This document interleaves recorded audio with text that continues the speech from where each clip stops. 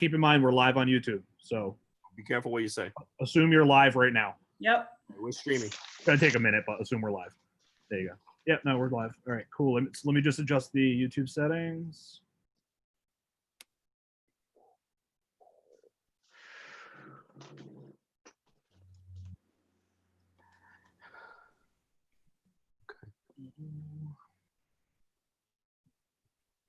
Get myself off.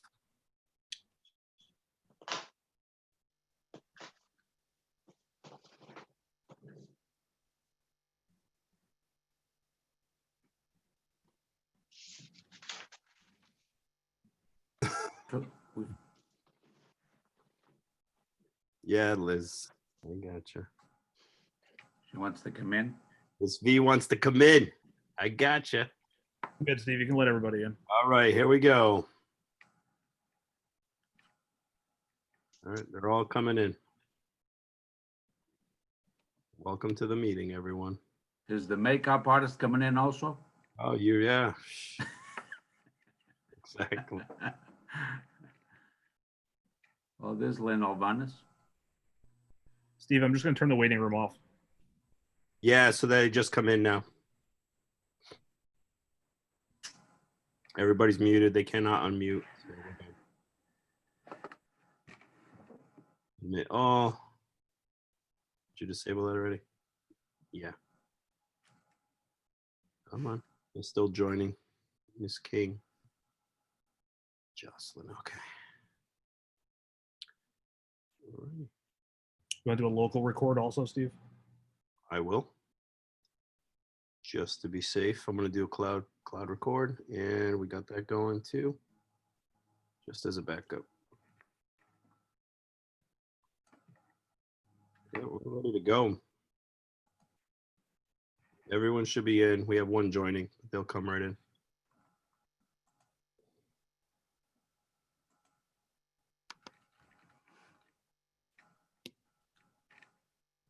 All right, Mr. Aruda, you should be good to go. You giving me the signal of 5, 4, 3, 2, 1. To go. Just like we do with News You Can Use. You're already set to go. All set? All set. Well, good evening, everyone. And thank you for joining us tonight as we go over our fall reopening plan. I would like to take this opportunity to thank many of you as parents that participated in a number of committees that we had.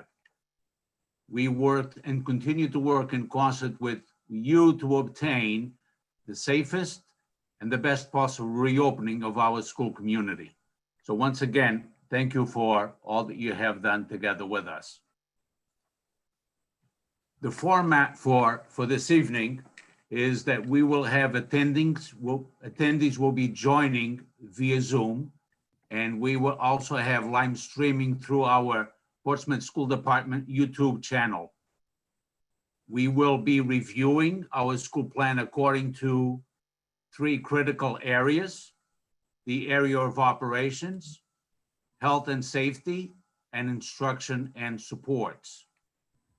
In operations, we had Ms. Pamela, and we also had health and safety was myself, and instruction and supports, Ms. Lisa Goodwin. Additionally, we developed tonight's presentation using questions that we have received from you on the parent survey, and we will be answering additional questions that were submitted. At the conclusion of this meeting, we will be releasing this presentation and our reopening handbook to you. So as Dr. Kenworthy email yesterday stated, we will be using a phased-in reopening plan that I will go over it with you.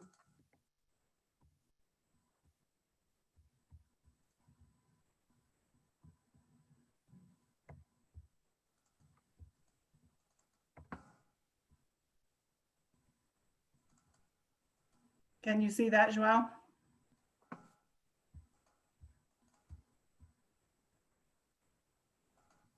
Joelle, Yes. can you see that? Yes, we can see it. I Okay, can. I just need to put my glasses on. all righty. Sorry about that. No, it's okay. The plan that was chosen for our reopening, which will start on September the 14th, is that our 5th grade will come in person to our school. And for that particular week, also the life skills in grades 5 through 8 will be in person, but grades 6, 7, and 8 will be long distance.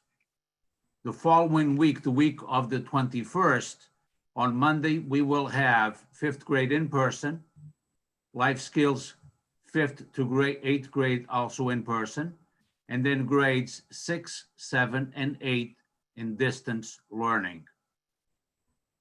Tuesdays and Wednesdays, 5 and 6 always will be in person, life skills 5 through 8 will be in person, and 7th and 8th, grade 7 and 8 will be distance learning. On Thursday of that week, of the 21st, we have grades 5, 6, 7 in person, life skills grades 5 through 8 in person, and 8th grade will be distance learning. On Friday, we have grades 5, 6, and 8 in person, life skills grades 5 through 8 in person, and on that particular day, Friday, 7th grade will be distance learning. On the week of the 28th, we will have on Monday, grades 5, 6, and life skills in person, and grades 7 and 8 in distance learning. And then we will follow that week with Tuesdays and Thursdays and Wednesdays and Fridays as grades on Tuesdays and Thursdays, grades 5, 6, and 7, and life skills will be in person. 8th grade will be distance learning. And then on Wednesdays and Fridays, 5th, 6th grade, and 8th grade will be in life skills in person, and then 7th grade will be in distance learning.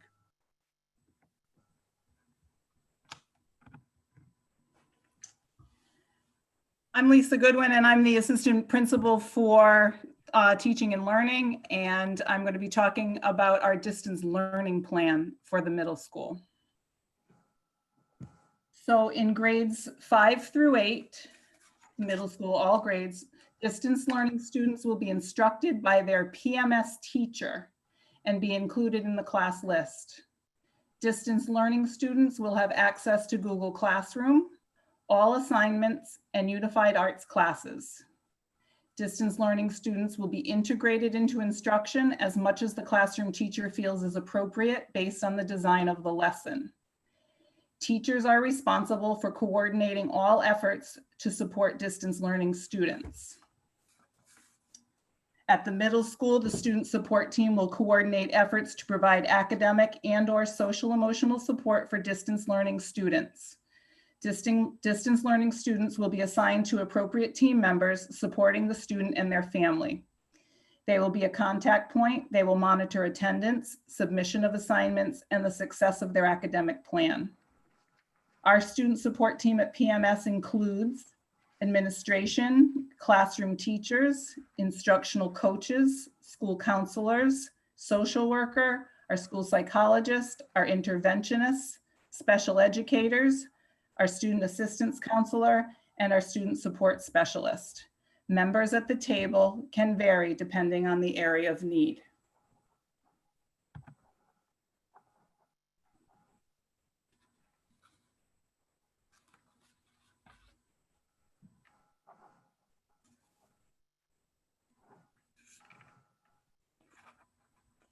Pam?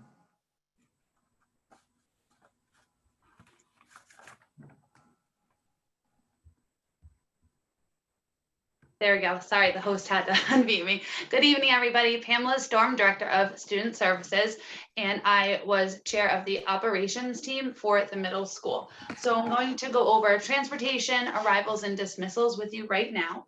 So the first piece that we're going to discuss is the bus transportation.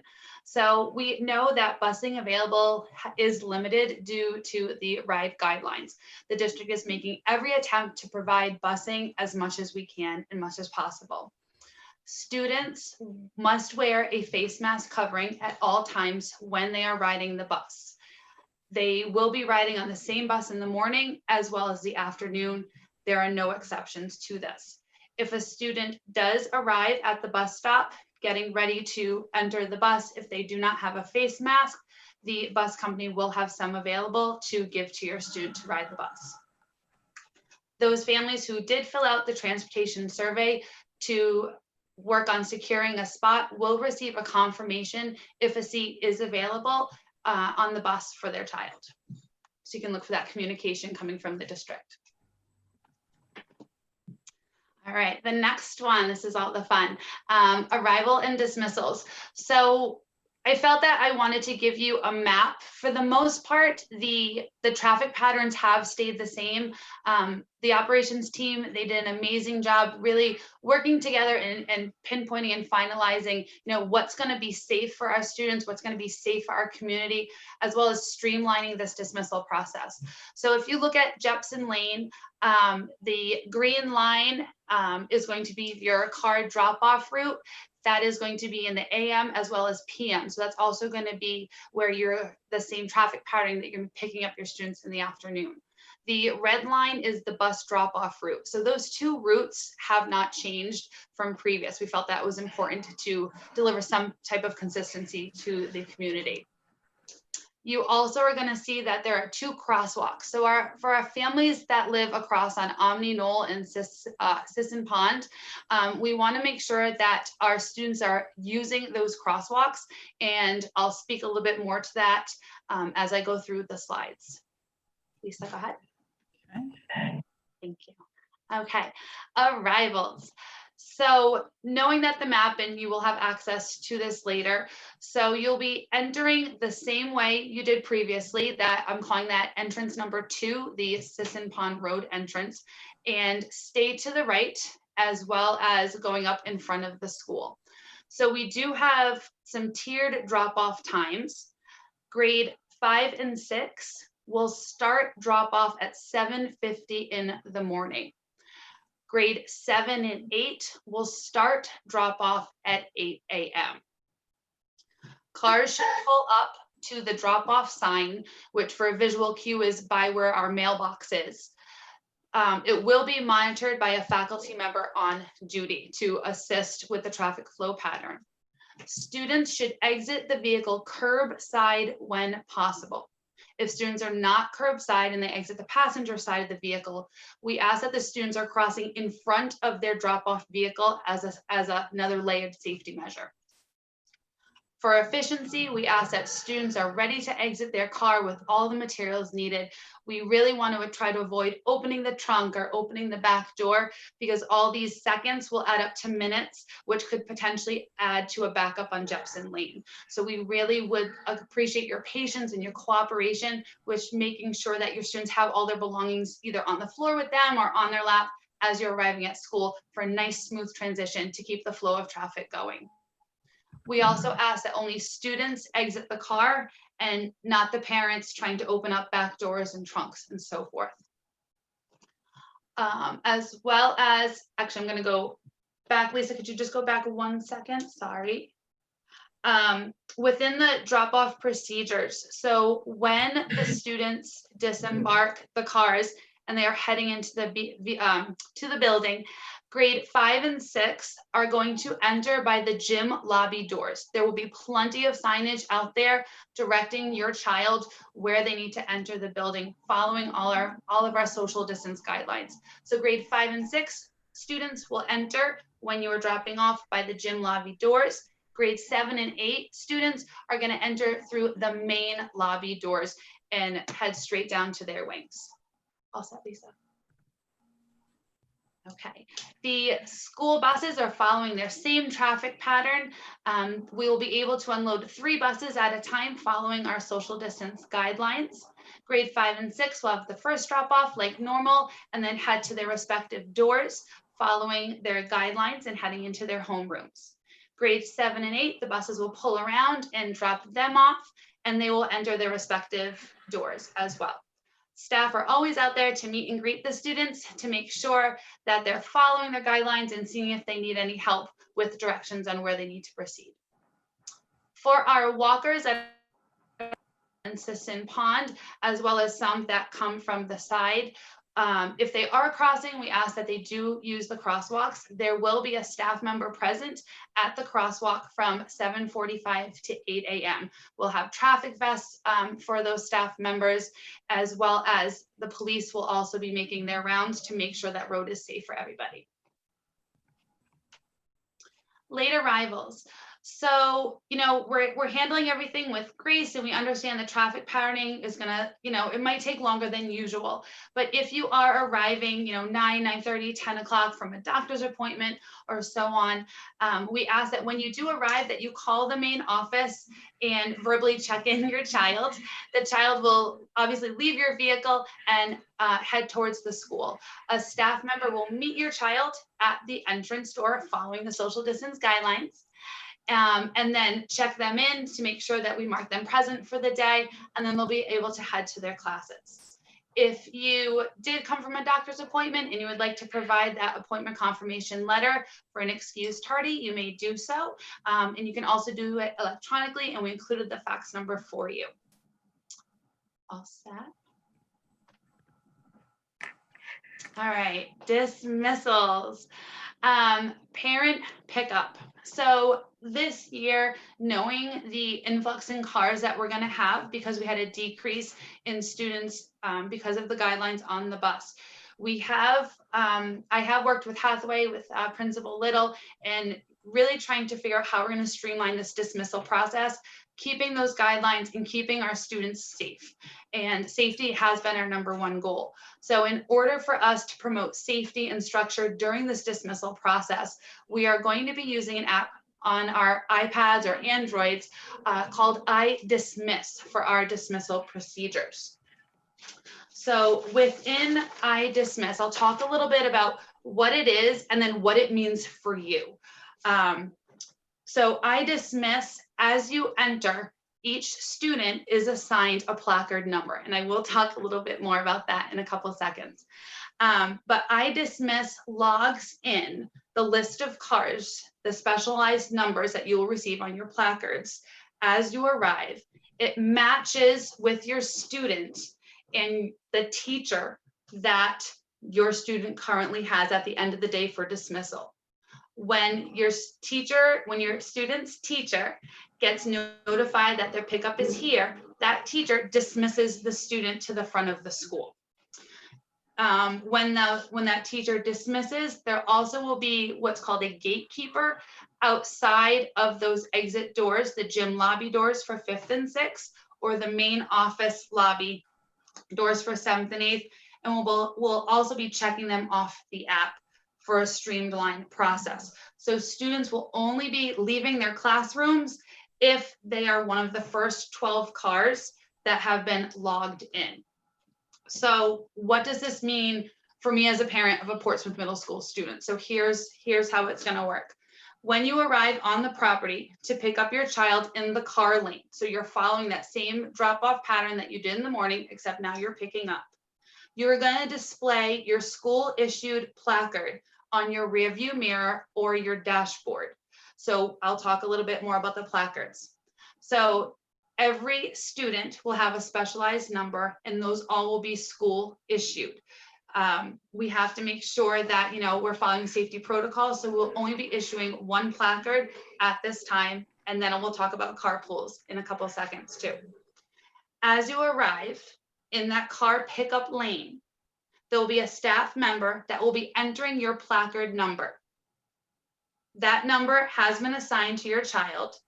Your child's homeroom teacher or dismissal teacher will get notified on their iPad app that they have open that their pickup ride is here.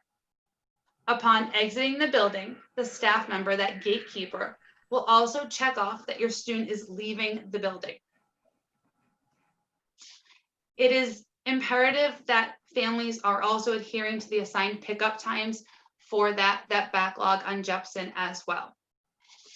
If you are going to be part of a carpool, and a carpool is going to be 2 or more families that are consistently Monday through Friday going to be picking up the same children. If you are in need of more placards, we ask that you contact the main office and they will go through the safety protocol to make sure that the placards can be given to you if you are working with a couple other families to help streamline your pickup process.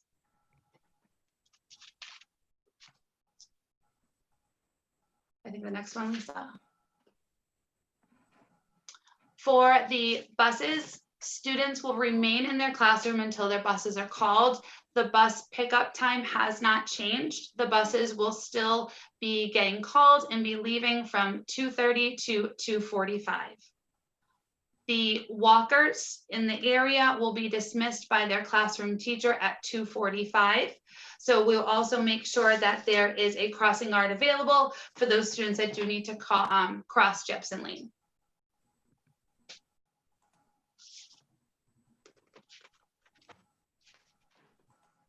Well, Okay, now we're going to talk about face coverings.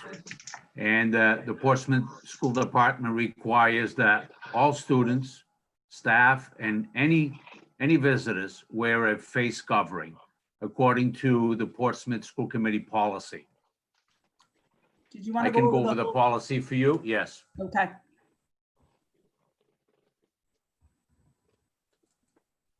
Can you see that? Yes, I can. Okay. So the policy is due to the evolving need for emergency measures related to COVID-19 pandemic, the highest priority for the Portsmouth School Committee is the health and safety of all students and employees. So until further notice, all students, all employees, and visitors are required to wear a mask or cloth face covering that covers his or her mouth and nose at all times while in the school grounds, or on a school bus. So all face coverings must be disposable surgical masks or multi-layered, clean, reusable cloth masks. The following masks do not effectively stop droplets from being released and therefore are considered ineffective and unacceptable. Masks with valves, neck gaiters, scarves, bandanas, and other single-layer masks, masks with openings, holes, or gaps in the design material, and masks that are wet, damaged, ripped, or torn are not acceptable. Students, all students are required to wear face masks or cloth face coverings in school, on school property, and on a school bus. School personnel will work with young students, students with medical or other health conditions, disabilities, or developmental needs on exceptions where needed. Students whose health or safety is put at risk by wearing a mask or cloth face covering are required to provide medical documentation. Face shields will be provided for these instances. Each school will have age-appropriate procedures established for mask wearing to include opportunities for mask breaks. These procedures will be added to each school's student-parent handbook. Any student who refuses to wear a mask or face covering shall be removed from their instructional setting and redirected. If the issue cannot be resolved, the student will be required to participate in full distance learning. Employees must come to school each day with their own mask or cloth face covering. Should an employee forget his or her mask or cloth face covering or lose or damage during the work school day, the district will have spare reusable and disposable face coverings. And we do have the same thing for students in case that there is an incident throughout the day. And we also will ask parents to put a couple of extra in their book bag, just in case an accident does take place during the day. So please note the following exceptions.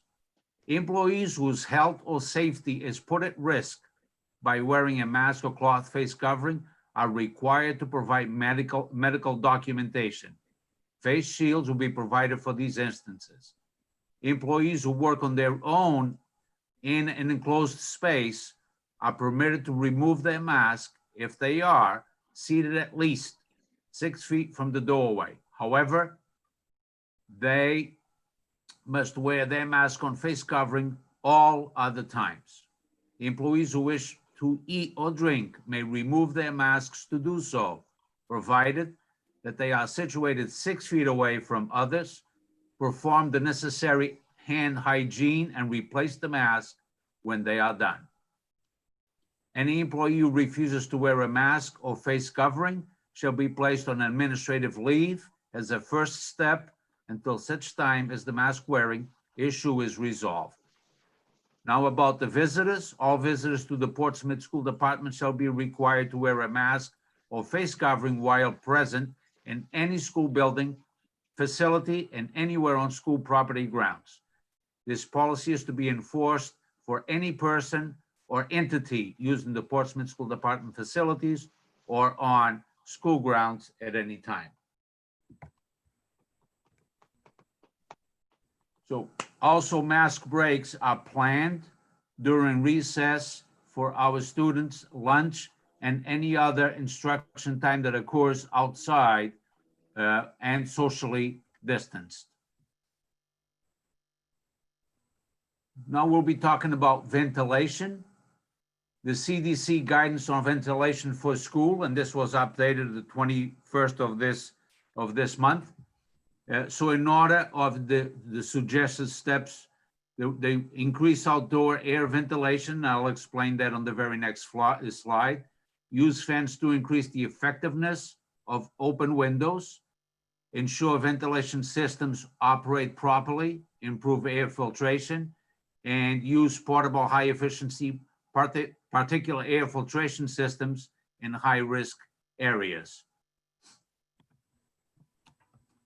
So when it comes to all the classrooms, they have working air ventilation systems. We assess the operational quality of our systems. We also have ordered MERV 13 filters for all of our units. We have scheduled additional changes for air filters. We have purchased 2 fans for each one of the classrooms.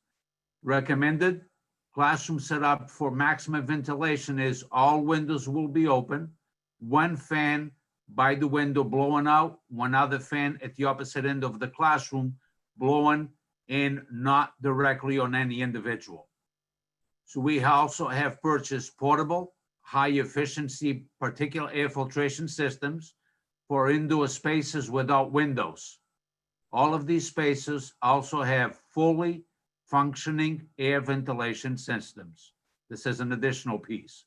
RIDE will be sending a team to evaluate each building throughout the state for efforts related to the air quality. Cleaning.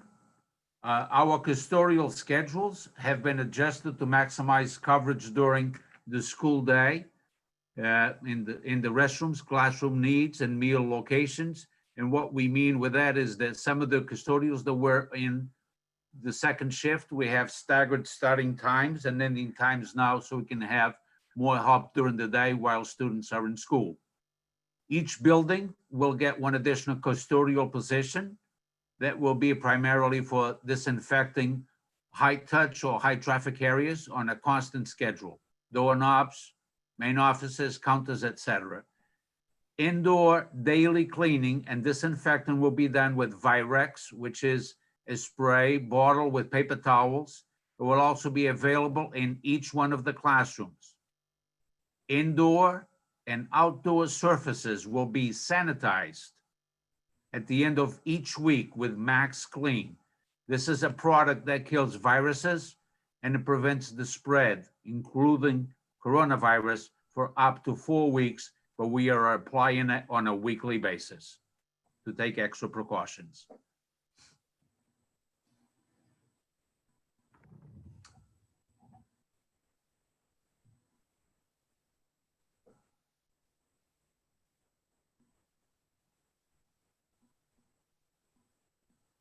Pam?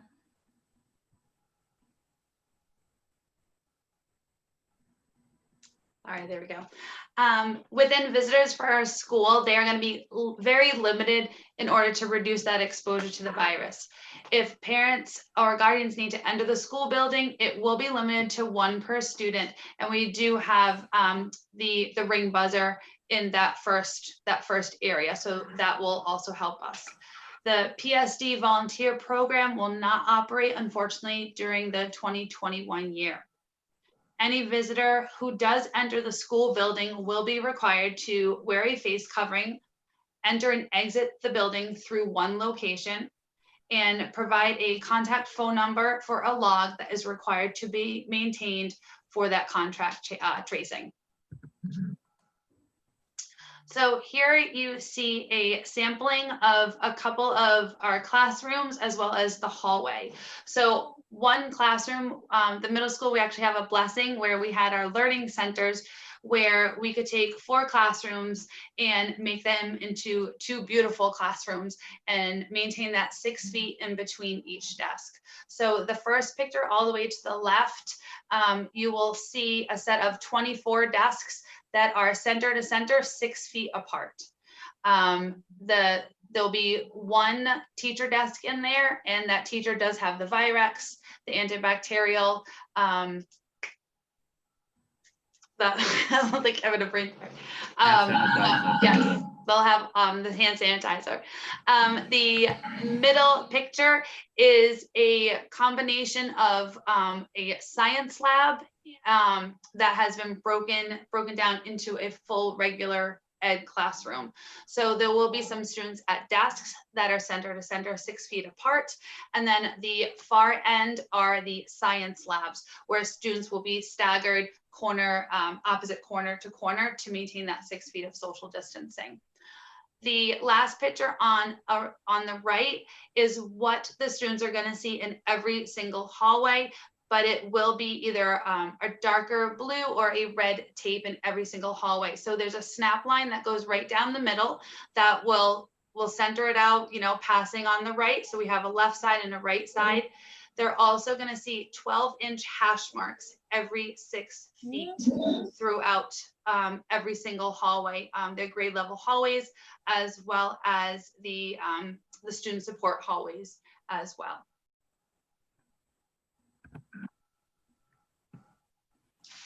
Within the bathroom procedures of the building, students will use the bathroom that is in their grade level or team hallway. Grade 5 and 6 will have scheduled bathroom times in the morning with the cleaning in between classes, and then obviously they'll be able to go on an as needed basis. Grade 7 and 8 will use the bathroom on an as needed basis. All open bathrooms will be allowed to have up to 3 persons in the bathroom at a time. Students will have social distancing spots outside of the bathroom for waiting.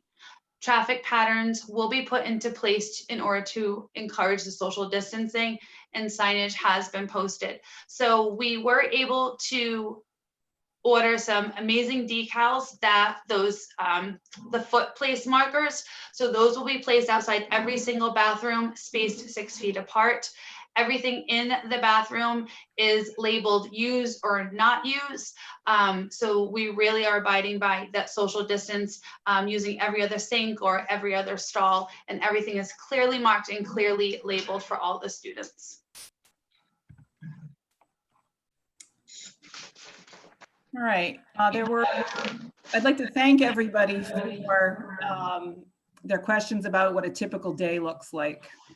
So I'm going to run through that.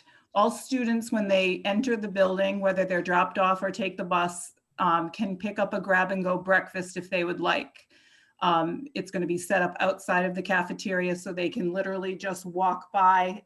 There'll be social distancing marks. They can pick up their breakfast and they will eat it in their homeroom.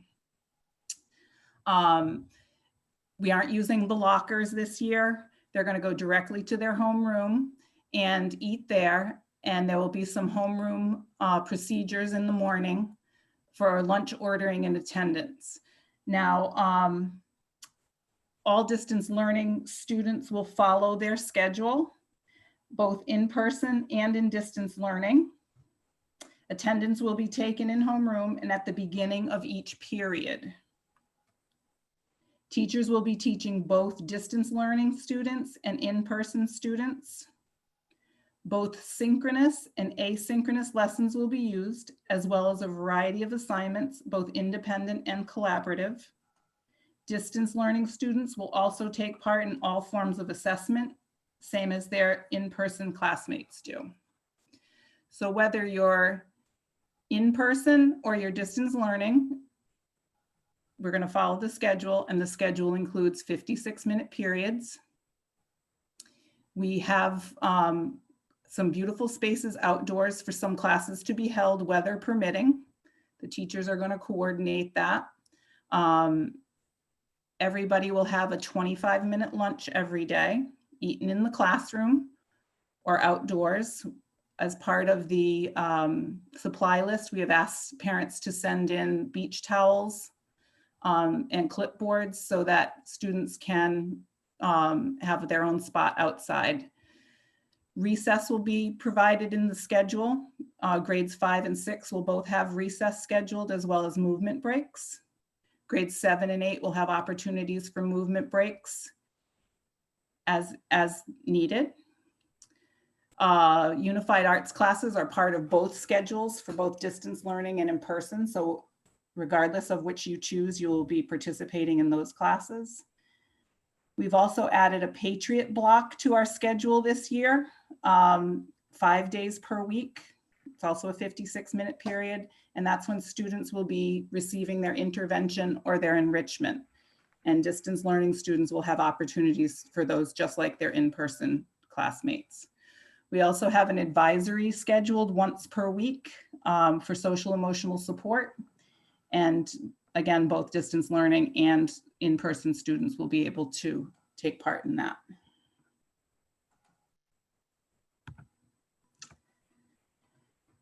Mrs. Alvarez, would you mind going over the health protocols? We had a lot of questions around what happens with symptoms and things like that. So I would like our nurse for the district to go over this. Hi, I'm Lynn Alvarez. I'm the nursing coordinator for the Portsmouth School Department. And I wanted to discuss some of the health policies that are in place during this COVID-19 crisis. All nursing decisions will be based on guidance from the Rhode Island Department of Health. And that information, as you may be aware, can change from time to time. This is an evolving science, so it's as they get new information, sometimes there's a change. The most current information that we have from the Reopening RI playbook for schools is here in front of you. This is the slide with the symptoms that will help us determine if a student is a student or staff member is a probable case. Anyone who has a cough, shortness of breath, or difficulty breathing, or a new loss of taste and smell, they only need to have one of those symptoms to be considered a probable case. In order to be considered a probable case in the yellow area, they would have to have two of those symptoms.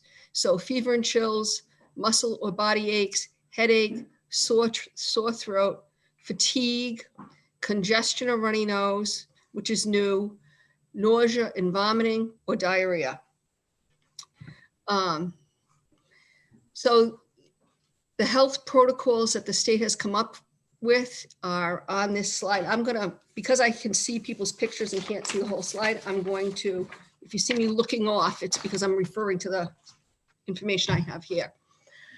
So a symptomatic person, even if it's any symptom, not a probable case, will be isolated. Medical advice will be recommended for that person. That may be a call to the pediatrician. It may be that the pediatrician is going to want to see the child. Test is advised. If the pediatrician says that they think that the child should be tested, then obviously the child needs to be tested. If not tested, the student must be fever-free for 24 hours and symptoms must have improved and the student must be back to health. The parents will fill out the parent attestation form, parents or guardians saying that that's the case, that the student is better. The student can return to school once the attestation form is filled out and the student is symptom-free. There is no action for that student's close contacts.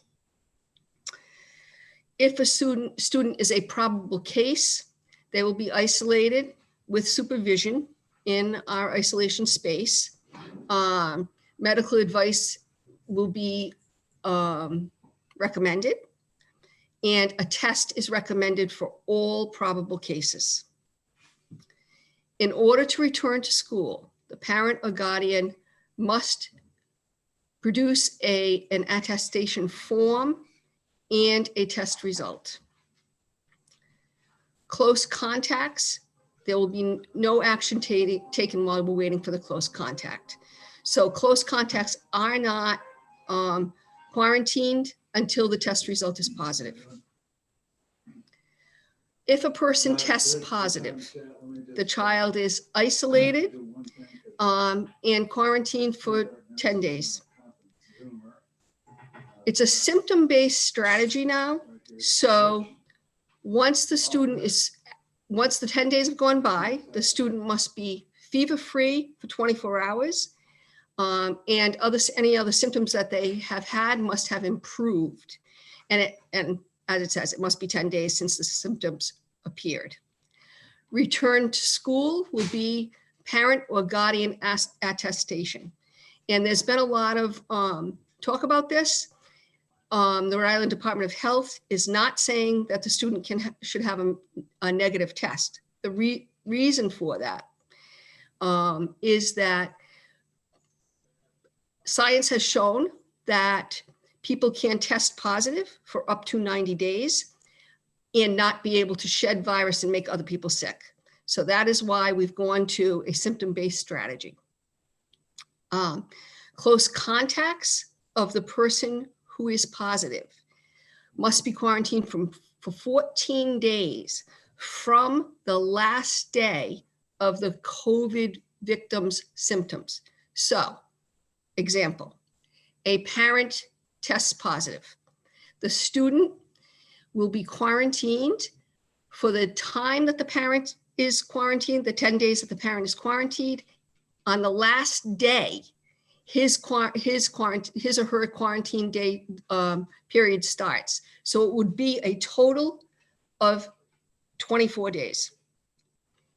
That's because they may not have gotten infected until the very last day that the parent was ill. So that's an explanation of that. Okay. If a person tests negative, they still must be fever-free for 24 hours, and their symptoms must have improved, and they must be back to their usual health. They can return to school with the parent or guardian attestation form, and there is no action for the close contacts. I just wanted to also add that in the previous slide, and everyone's going to get the link to this PowerPoint, that I have included a link there to the outbreak response protocols for pre-K through 12. That's about a 30-page document. We did a summary here, but if you would like to do more reading, you can use that link there. Thank you, Mrs. Alvarez. Thank you. There were a lot of questions about how our unified arts classes will be running this year. So I wanted to talk about that for a little bit. In grades 5 and 6, unified arts classes will deliver instruction in the grade level homerooms. That is because grades 5 and 6 are going to remain in their homeroom spaces for their instruction, and teachers will rotate to them. That's the elementary model. In grades 7 and 8, Our students, excuse me, will travel to the UA classes using social distancing and planned travel routes. That's because students in grade 7 and 8 will be traveling to classes.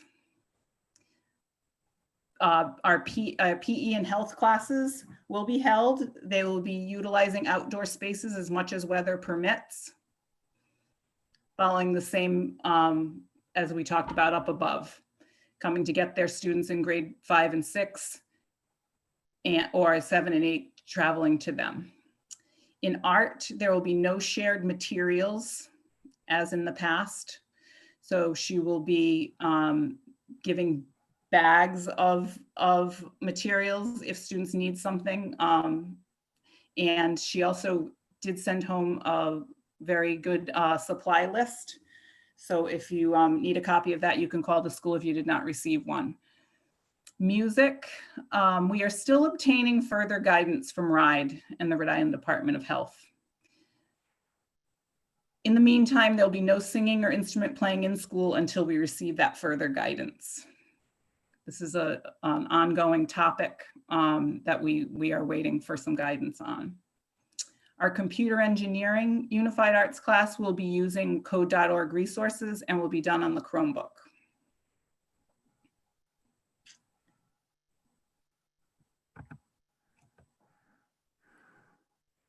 We received about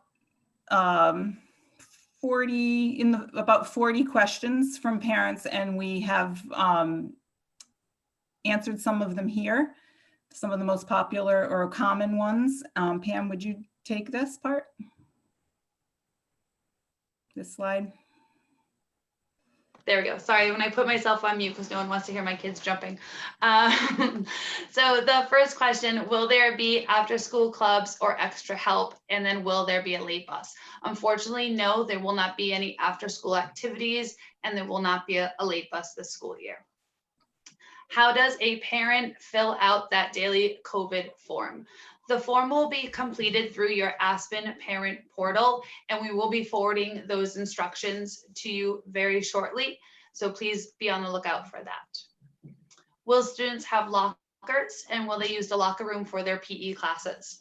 Students will not be using lockers in the hallway this year. They will be keeping their backpacks with them. So 5th and 6th grade, they will be, they'll have their own little station area in their classes because they will be staying in those specific classrooms. Grade 7 and 8 will be taking their backpacks with them class to class with all their learning materials. The locker rooms for the gymnasiums will be closed. So there'll be no changing for physical education this year. How are the absentee policies going to work? Will the students be penalized for staying home if they're showing symptoms of a cold? Can they distance learn that day and be counted as present? So when we look at those questions, we are awaiting some further guidance from RIDE in the realm of those attendance policies. So those once we get more specific information from RIDE to ease the community, we will let you know what those answers are. If a child starts out in person but is uncomfortable or has anxiety, can they switch to distance learning because of that mid-semester? Yes, we are going to allow that, but then they must do the distance learning for the remainder of the marking period. I will be dropping off my kids at school each day, but they may need to take the bus home some days. Is this allowed? Unfortunately, since busing is limited due to CDC guidelines, we cannot accommodate day-to-day changes. What can I do to help my child be ready for coming back into the building? So we are recommending that this is a lot around the wearing of the mask and all the new rules. So I want to assure you that we are going to be conveying a positive attitude. We're going to be reassuring, and we're asking you to help us with that by building mask stamina, which we mean, practice wearing their mask at home. Try different kinds of masks. Some are more comfortable than others. Certain people like different ones. Try different ones. And then if there's one they like, send in a couple of extras just in case there's a a problem in school, but that mask stamina is going to be really important. We all have realized the last couple of weeks working in school that the more you wear a mask, the easier it becomes. And that's the message we're going to be sending to students. We also talk about, you know, nobody likes wearing a mask, but it does keep us safe, just like a bike helmet does, just like a life preserver does, just like a seatbelt does. So it falls into that category, and it's just something we have to do to keep each other safe. Another thing that parents can do is practice estimating that 6-foot distance. We are doing a really good job of giving the visual cues on the floor with the decals, but it always helps for a child to know how much is 6 feet from others. And also modeling resilience, you know, just having, you know, yes, this is a period of time that's different. We'll get through it. We're going to support each other. We are not going to give, you know, detentions and punishments. We're going to be supportive, you know, for not mask wearing. We're going to be supportive and, you know, just try to work through it. We will be having mask breaks. If a child really needs a mask break, that's a possibility as well. You know, with someone with them to do that. Also, have your child log into their school email account prior to the 13th in order to receive communication from the teachers. 5th graders will be receiving information on how to do that, but I'm 6 through 8 should already know how to do that. So on the topic of communication, before we end the meeting, and as Mrs. Gordon referred to, you have received an email, and I'm now talking to grade 5 parents and guardians. You have received an email that on September the 9th at 7 p.m., we will have an informational session for grade 5 parent and guardians only. That will be a virtual information, and we're going to talk about scheduling, that it's very much different from the elementary schools, grading, report cards, offerings that are taking place at Portsmouth Middle School. So all of that information piece will be taking place on September the 9th at 7 p.m. So I welcome all of you grade 5 parents. On that same day, September the 9th at 11 a.m., this message is now for new students to the district. We would like to welcome you, and we have a virtual tour that has been prepared by the guidance department, and we will be working on that one on September the 9th at 11 o'clock. So we hope that you all join us that morning also. Thank you again for being here with us tonight. We hope that we were very informative as to our reopening plan. And if you have any further questions, always, you know that we have an open door policy. Please send us an email, place a phone call. We'll be more than happy to have that conversation with you or give that answer that you are required. Thank you again and have a great night. Thank you, everybody. Bye.